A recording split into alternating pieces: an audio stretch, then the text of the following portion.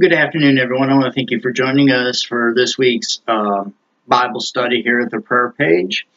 We're going to start off, we're going to look at four passages of Scripture, and you'll find them in the outline in the comment section in the video. I'm going to start off at John chapter 16, verse 24, and then we'll go from the other passages of Scripture from there. But what I want to talk about today is actually something that started off with one of our verses that we had for evening prayer time back on October the 9th of this year. And it was John chapter 16, verse 24. Jesus is speaking here. He's talking about his death and his resurrection and then the second coming. But I want to specifically look at verse 24 because that was the verse that we looked on that particular day. It says, "Hereunto have ye asked nothing in my name. Ask, and ye shall receive, that your joy may be full." Now, when I shared that verse, one of the prayer page family members responded or asked a very good question. And it was a simple one, just simply, well, how long? How long do we have to wait? And I did give her an answer, but I want to, instead of telling you exactly what I told her, I want to kind of elaborate more, go into a bit more detail what I told her. I gave her a brief answer, but then a couple of days later, in my own personal devotions, as I've said before, I'm going through the book of Psalms. And one day I was looking at Psalms chapter 69. I started reading. I want to read the first 13 verses, Psalms chapter 69, verses 1 through 13, because it really kind of, it talks a lot about the different things that are going on in our society today, and a lot of, and not only that, but a lot of trials and persecutions and storms that many of us have just gone through or getting ready to go through. So I want to read Psalms chapter 69, verses 1 through 13, and I'm going to stop during a couple of verses. I'm going to stop and kind of elaborate what's going on. So again, Psalms chapter 69, verse 1, David writes here, verse 1, "Save me, O God, for the waters are come in unto my soul." Now, how many of us have heard or even used the expression, "I'm drowning"? It feels like I'm drowning. I'm drowning in paperwork, or there's just so much going on in my life right now. I just feel like I'm drowning. Well, that's what David was saying here. He's basically saying, God, I'm drowning here. There's all this trouble that's going on. I just feel like that I'm drowning. Verse 2, "I sink in deep mire where there is no standing. I come into deep waters where the floods overflow me." That reminds me of something that happened to me as a child. I think, I was more like preteen years. We, of course, I grew up in Michigan, and we went to vacation on a lake in the northern part of the state, right about here. You'll see a bigger lake that's Houghton Lake if you're looking at a map, but a little further north you'll see another lake called Higgins Lake. So we went swimming there, and when I'm talking a lake, it's a good-sized lake. You really can't even see or barely see the other side of the lake. It's not like a little pond. It's a nice-sized lake. And it had, you could go a long ways before it would start getting deep. And here's the thing, you go a long ways, and then it would drop, it would get deep, where it'd be over my head, but then there was like another sandbar where you could go up. And it's, as a preteen again, the water would be maybe up to my chest. About, well, you can't really see, but right here. So we went camping there, and I can't swim. I swim life at Titanic. Straight down, I can't swim. So my dad kind of picked me up on his shoulder, swam me to this burn, to that sandbar, remember? And he told me specifically, he said, now, if you want to go back, you got to let me know, because that other part's going to be too deep. You're going to drown. Like, all right. So I'm having a good time, just having a blast. It's a beautiful lake, beautiful day. not a cloud in the sky. It was a bit windy though. And what was happening was, unbeknownst to me, that wind, the direction it was coming, it was slowly, like I'm right here, and here's that drop off. I'm right here, and that wind is just slowly, very slowly. It's not really like a drop off. It's more like this. So I'm slowly going down, going down, going down. But it was just, it wasn't rapid. It was just very subtle. At first, you may not see my head, but bear with me here. So at first the water was up here, but then it got a little deeper, a little deeper, a little deeper. And slowly it started creeping up to where the next thing I know, I'm doing one of this because the water is up here. And all of a sudden I realize I'm in trouble. Now, fortunately, my dad happened to look, saw he's in trouble. He came and picked me up.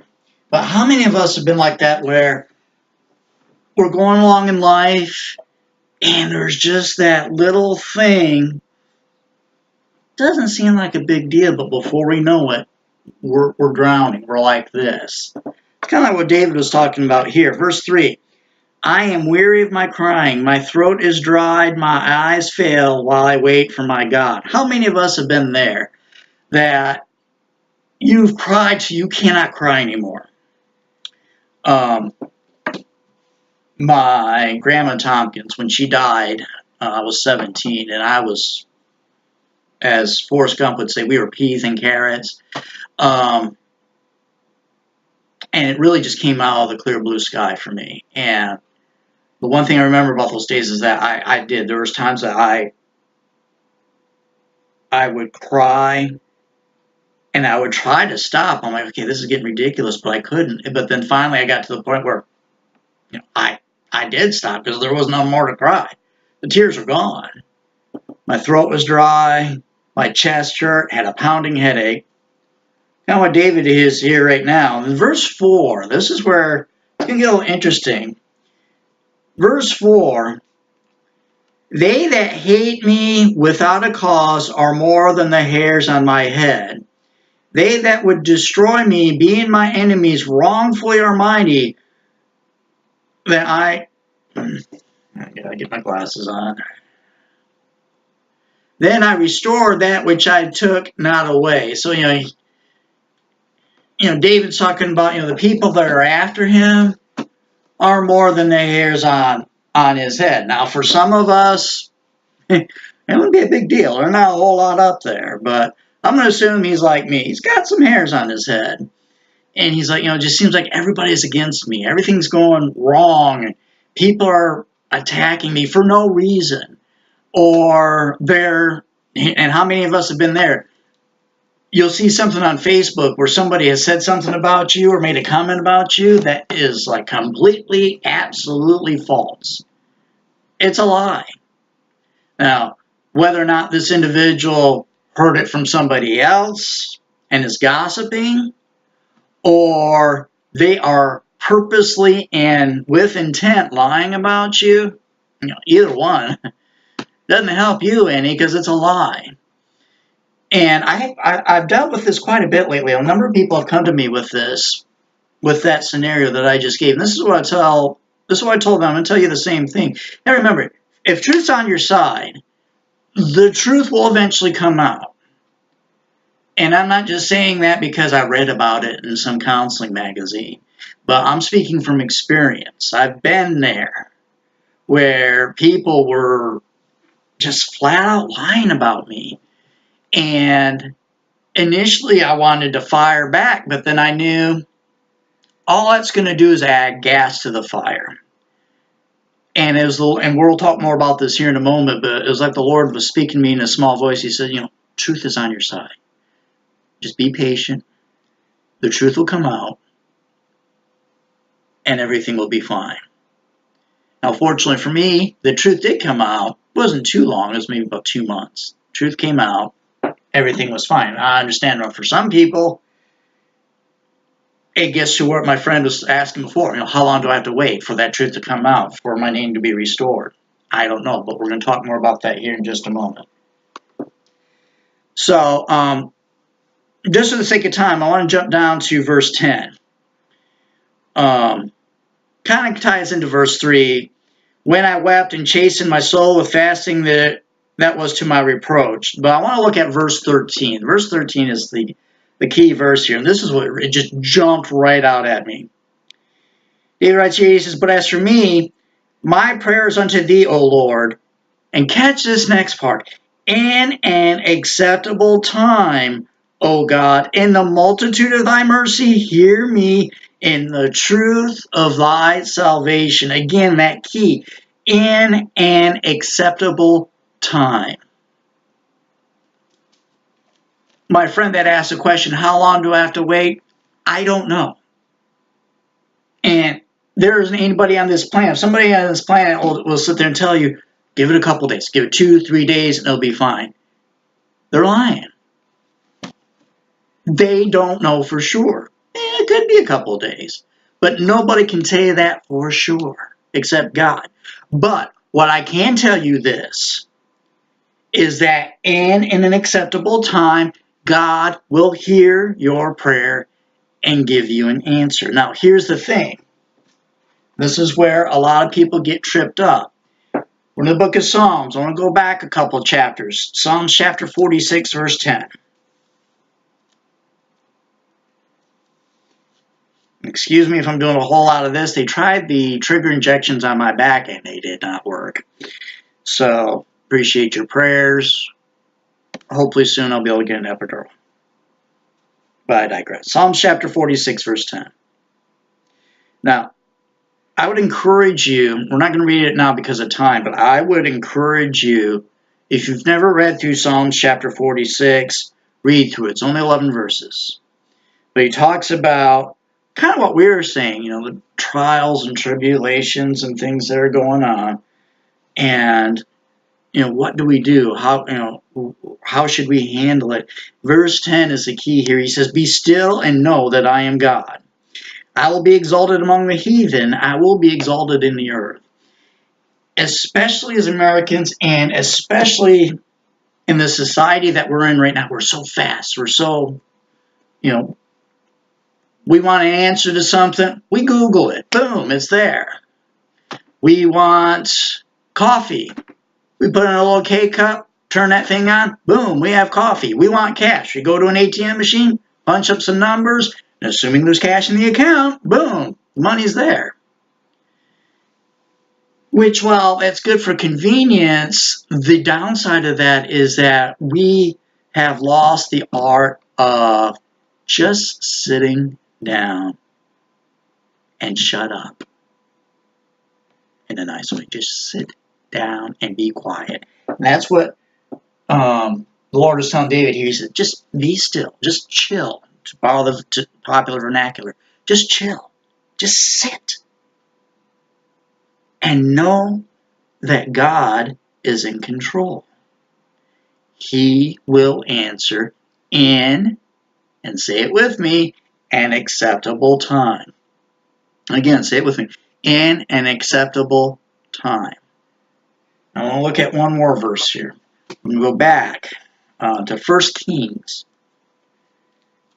Joshua, Judges, Ruth, 1 Samuel, 2 Samuel, 1 Kings, chapter 19.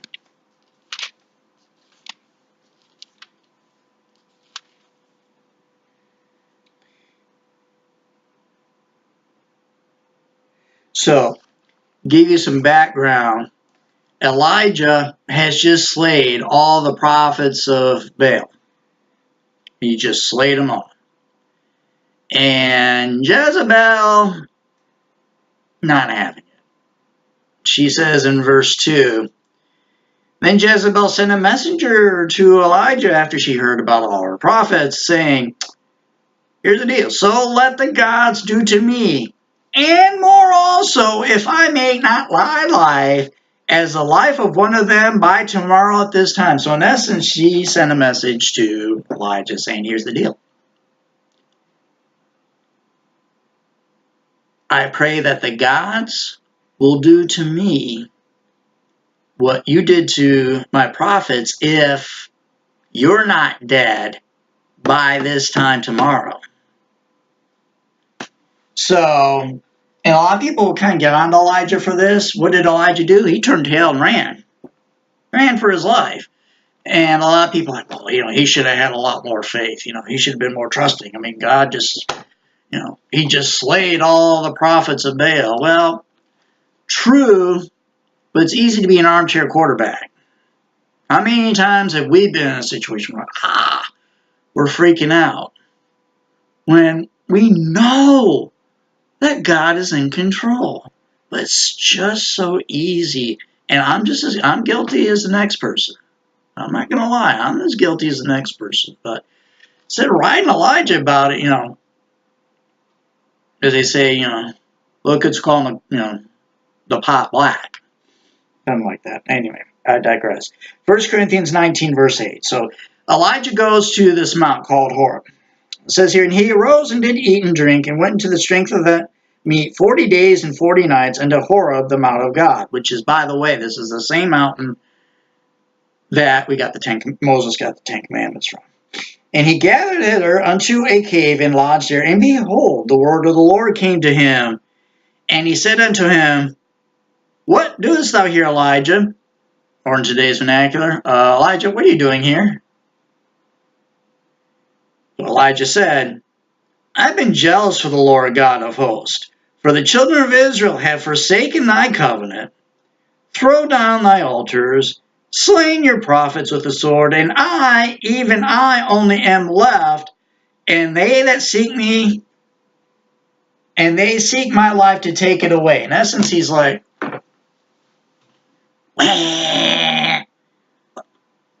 I'm upset, God. I mean, I've done all this for you. What's happening here?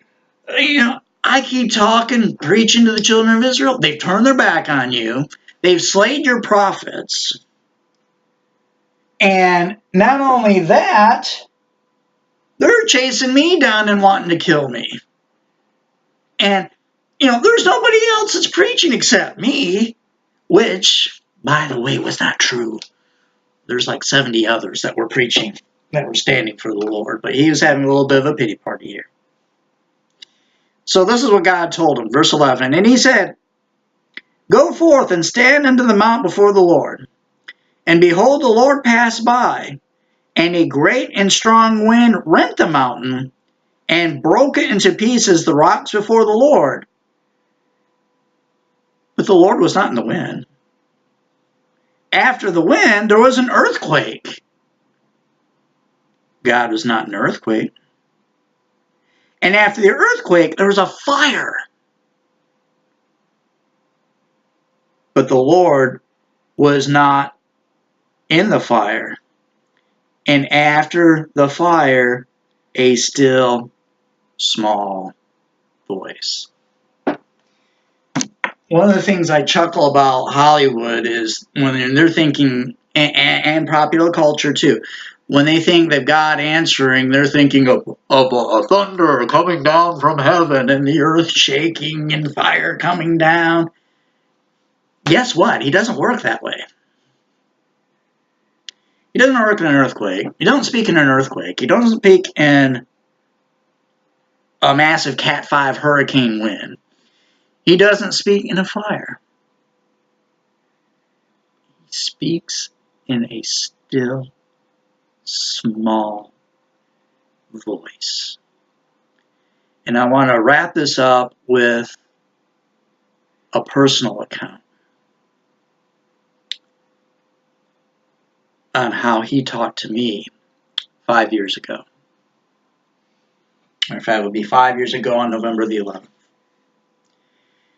So I'm living by myself in a travel trailer. And not one of these big old Winnebagos that has the extension coming out and all this. One you could have pulled with a mid-sized sedan. Had a bed, had a shower, had the table and the two couch things there. Stove that didn't work. A refrigerator that did work, and a microwave. by myself. And I was like Elijah. I was having a pity party. For weeks and weeks, I was having a pity party. I was by myself. I was lonely. I'd go to work. I'd come home. Only had enough money to basically, for the time that I was there, which was 11 months, my diet was breakfast and lunch, peanut butter and jelly sandwich and pretzels. Supper was hot dogs and pretzels. And then on payday, every other Friday, I'd kick it up a notch and get a $5 pizza from Hungry Howie's. Woo-hoo. So, but that didn't bother me as much as the fact that I was just alone. I was lonely. And I was upset. I was crying. I was complaining to God. Well, November 11th, 2012 was a Sunday night. I was on my way to church. And same thing. Just complaining, crying, not even really wanting to go to church, but doing it more out of duty. And I could take you exactly to the place. I was in Pensacola, Florida. I was going north on Palafox Road. Got to an intersection called Palafox Street and Olive, and I just made a turn on the right to Olive. And as I'm driving, I'm talking to God, telling him what's going on. And all of a sudden, I heard, not audibly, but in my heart, I heard this small voice just say, "Ron, be patient. I've heard your cry. Be patient. Your answer's coming soon." Tears were gone. Burden was gone. Heartache was gone. Why? Because I just heard God in a still small voice tell me to be patient. He's working on it. That was good enough for me. 5 months later, I asked a coworker of mine. We worked at a call center. I was actually one of her supervisors. We would have conversation every once in a while, but in a call center, conversation's going to get interrupted by a phone call. So finally, about 5 months after I prayed that prayer, I asked that coworker, I said, "Would you mind going out going out sometime? Just go to a coffee place, just sit and talk without being interrupted." She said, "Yeah, sure." 2.5 years later,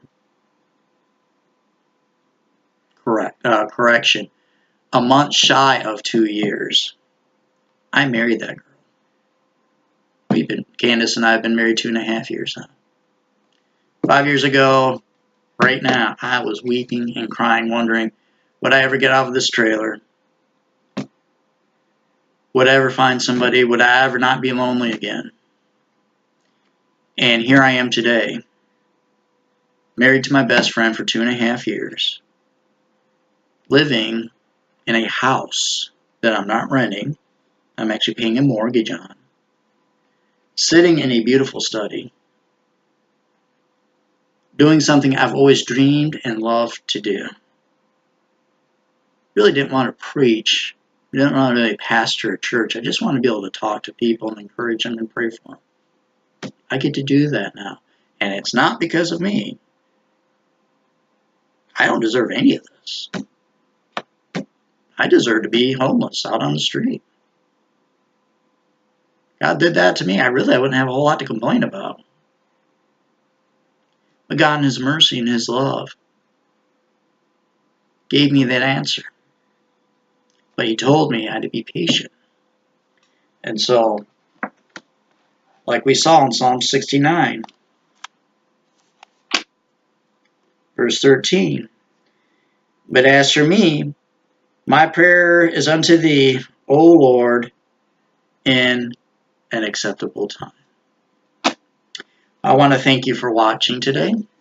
We'll be back next week. My goodness, it'll be November. We'll be back next week for another Bible study. Just a couple of quick things while I'm thinking about it. The most wonderful time of the year is coming. Thanksgiving and Christmas. Black Friday, November the 24th, that week, or the week of Thanksgiving, we'll just make it easier. The week of Thanksgiving, we will not have a Bible study. However, that week before, November the 17th, I'm going to have a special Bible study, and this is something we did last year, and I'm going to make it a tradition. That particular Bible study, we're not really going to have a Bible study per se, but we're going to have a program of thanksgiving. Giving thanks to God, looking at the past year, what God has done through the prayer page. And trust me, this year we have a lot to be thankful for. So I'm looking forward to that. And then December, the 22nd, which will be the Friday before Christmas. We did this last year. I'm going to do it again. A lot of people enjoyed it. We're going to have, again, another special Bible study. But what we're going to do is we're not going to have a Bible study again per se. We're going to read the Christmas story out of Luke chapter 2. And then December the 29th, that Friday between Christmas and New Year's, we will not have a Bible study that week either, as I'll be spending time with family and enjoying the holidays. So we're looking forward to that. So again, thank you so much for watching. Thank you for your prayers and your support. Look forward to seeing you again next weekend. Until then, have a safe week and God bless.